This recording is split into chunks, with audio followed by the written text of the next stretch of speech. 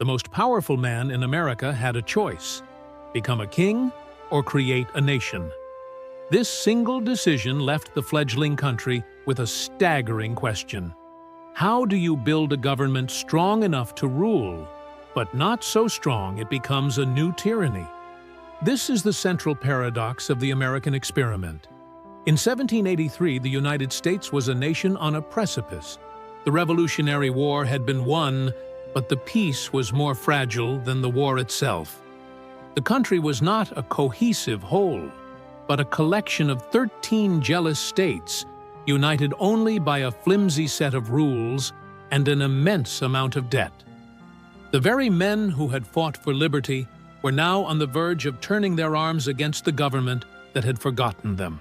They were ready to overthrow the American experiment before it had even begun.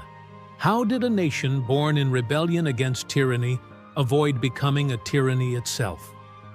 The answer lies in the heroic and often chaotic first years of its existence. This is a story of debt, defiance, and the defining moments that turned a collection of ideals into a powerful nation. The challenges were immediate and existential. The new nation was organized under the Articles of Confederation, a political system that created a federal government with the power to manage foreign affairs, declare war, and handle relations with Native Americans. But in every other crucial area, it was an exercise in impotence. The states controlled virtually everything else, including trade and taxes. This created a profound and immediate crisis. The United States had a total debt of approximately $77 million, a staggering sum in its time, with $40 million in domestic debt alone. The debt was owed to France, to the Netherlands, and most critically, to the very soldiers who had fought the war. Yet, Congress had no authority to force the states to pay their share. When Congress tried to implement an impost, a type of tax on trade that required the consent of all states, key states like New York, Pennsylvania, and Rhode Island all blocked it. The federal government was left without the funds to meet its financial demands, a paralysis that crippled its ability to function. Even the world's most powerful nations seemed to sense this weakness. Britain still commanded immense economic might and territory in the Americas. It continued to occupy strategic positions in the West, blocking American travel and trade into the interior while shutting the new nation out of the lucrative ports of the Caribbean. Spain, too, flexed its power by shutting down American navigation rights on the vital Mississippi River, which Congress tried and failed to regain via diplomacy. Even France, the nation's most crucial ally, was becoming frustrated by Congress's inability to pay the interest on its massive war debts. The dream of a new republic was quickly devolving into a humiliating international spectacle. The founding father, John Jay, lamented that the U.S. had become the sport of European politics. For a nation conceived in rebellion, there was a deep skepticism of any form of centralized government, and the states jealously guarded their power. Uncertainty, impotence, and pessimism were the rules of the day. This political paralysis and the constant economic struggles fueled the fire of discontent, a sense that the revolution had promised a new beginning, but had instead delivered chaos. It was in this moment of crisis that the most powerful man in the states made a choice that stunned the world. In March 1783, as he addressed his men in Newburgh, New York, George Washington faced an army on the verge of open revolt. His soldiers had not been paid, and the pensions they had been promised were now in doubt. They were ready to overthrow the new American system before it had barely begun. Washington appealed to their honor and patriotism, urging them to trust in the fragile government they had just created. His speech alone did not calm the crowd. It was only when he took out a letter and, struggling to read it, acknowledged his failing eyesight that the officers were visibly moved. "Gentlemen, you must pardon me," he said. "I have grown not only gray, but almost blind in the service of my country." This emotional moment, more than his speech, softened their resolve and convince them to remain loyal. But Washington's greatest act was yet to come. With full control of its military, he could easily have swept away the fledgling government and asserted his own rule, a move that history had shown was the inevitable conclusion of men with his level of power and influence. Instead, in a powerful and deliberate act, he rode into Annapolis in December 1783 and resigned his commission to Congress. His surrender of military authority to civilian rule was an act so profound, so unexpected, that Thomas Jefferson, speaking for a grateful Congress, could only describe it as an act of singular humility. Washington's selflessness set a precedent that would become a cornerstone of the new republic, proving that the ideals of the Revolution were not just words, but the very foundation of its existence. However, Washington's retirement left the nation in the hands of a government that was failing, and the failures were leading to an even greater threat: internal rebellion. In Massachusetts, a deep economic depression combined with high taxes and farm foreclosures led to an armed uprising. Shays Rebellion, as it came to be known, was a terrifying wake-up call.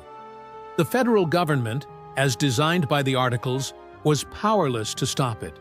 The state militia eventually put down the revolt, but the damage was done. The rebellion, though small in scale, shattered the confidence of the nation's leaders. It was clear that the Articles of Confederation were unworkable. A stronger central government was desperately needed. But how do you create one without becoming a tyranny? The answer came in Philadelphia in the spring of 1787. It was in this mindset that 55 delegates, including the giants of the Revolution like James Madison, Alexander Hamilton, Benjamin Franklin, and a reluctant George Washington himself, gathered to do the unthinkable: design an entirely new form of government.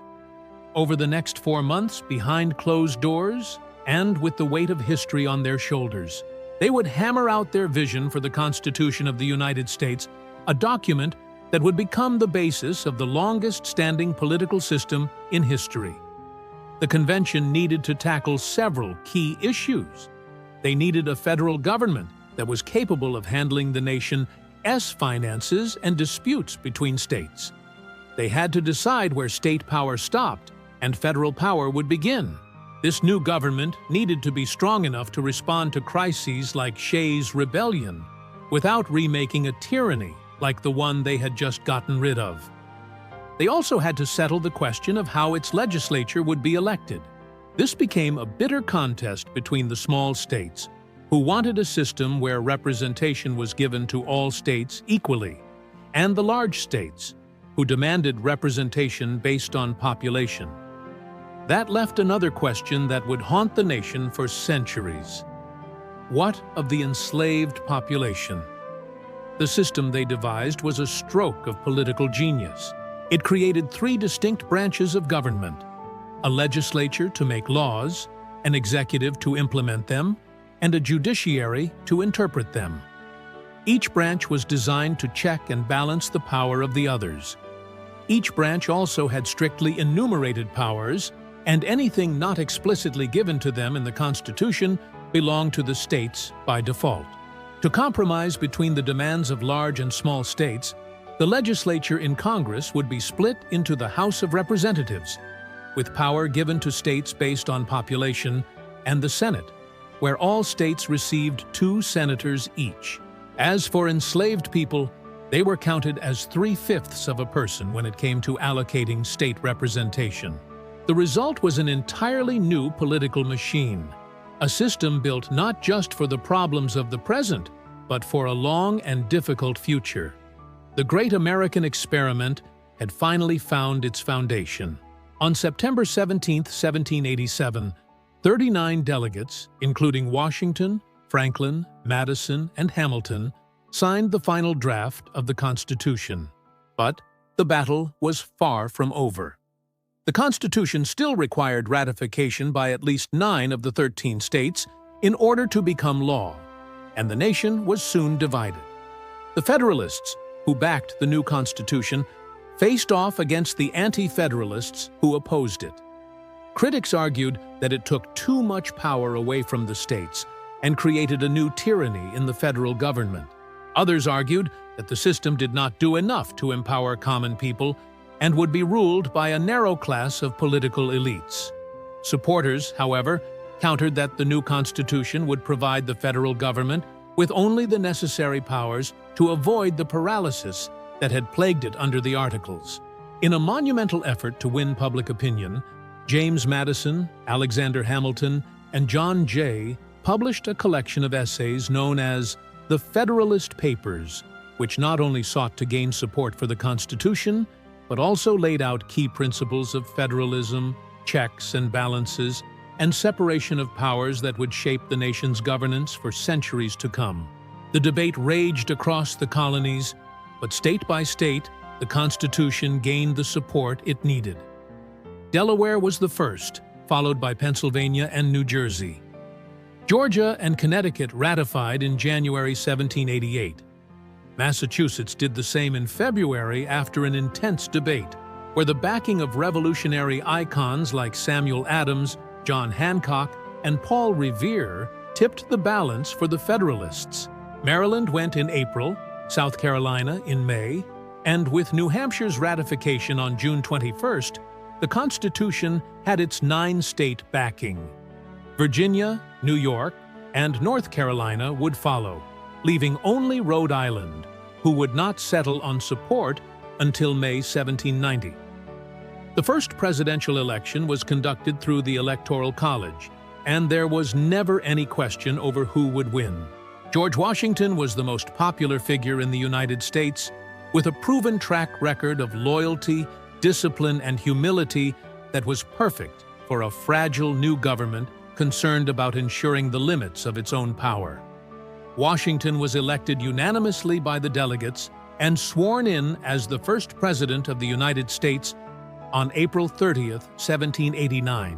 He faced the task of leading a new nation with an untested political system, from an office whose powers were not yet fully defined, in a world where democratic republics on this scale were unheard of. The great American experiment had a long and difficult road ahead if it wanted to survive. And survive it did. The untested government, a system of checks and balances crafted in secrecy, proved to be one of the most durable in human history. The nation that was born of a military revolt, but founded on the principle of civilian rule, would not only endure, but would one day become a global superpower. The foundations laid in that chaotic first decade would enable a future of unprecedented technological innovation, immense political influence, and a lasting cultural legacy that would reach every corner of the globe. The paradox was solved. They built a government strong enough to last without building a tyranny. And with that, our story of America's founding officially ends. We have journeyed through this monumental period to show how history is not just a list of names and dates, but a dramatic narrative of triumphs and trials. Our research is built upon the meticulous work of respected historical scholars, ensuring that what you have just experienced is a true reflection of documented reality. If this deep dive into the American experiment resonated with you, consider subscribing to our channel and joining our community of history enthusiasts. Your likes, shares, and comments help us continue to bring these powerful stories to life. The next chapter is on its way, so stay tuned.